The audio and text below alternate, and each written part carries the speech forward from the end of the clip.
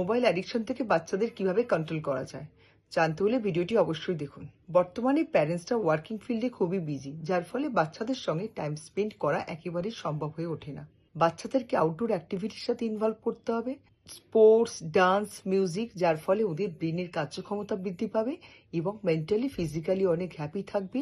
খুব সহজেই mobile addiction থেকে বেরিয়ে আসতে পারবে। সারাদিনে স্ক্রিন টাইম একটা ফিক্স করে রাখুন। বাচ্চার বয়স যদি আন্ডার 10 ইয়ার্স হয়, সেক্ষেত্রে 30 মিনিটসের বেশি স্ক্রিন টাইম অ্যালাউ করা যাবে না। বাচ্চার বয়স যদি অ্যাবাভ 10 ইয়ার্স হয়, সেক্ষেত্রে 45 মিনিট স্ক্রিন টাইম অ্যালাউ করা যেতে পারে।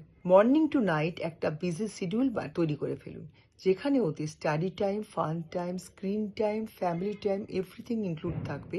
এইভাবে শিডিউল লাইফে চললে বাচ্চারা খুব সহজেই ওদের এই মোবাইল অ্যাডিকশন থেকে কন্ট্রোল করে নিতে পারবে এবং একটা সুন্দর লাইফস্টাইলে অভ্যস্ত হয়ে পড়বে। বাচ্চার সঙ্গে অন্তত 30 মিনিটস টাইম স্পেন্ড করুন। ওদের লাইক ডিসলাইক হবির সাথে ইনভলভ হন। এর ফলে মেন্টাল ডিস্টেন্স বাচ্চাদের সাথে দূর করতে পারবেন এবং খুব সহজে ওরা ওদের প্রবলেম শেয়ার করতে পারবে, মেন্টালি হ্যাপি থাকবে এবং এই মোবাইল অ্যাডিকশন থেকে নিজেদেরকে কন্ট্রোল করে নিতে পারবে।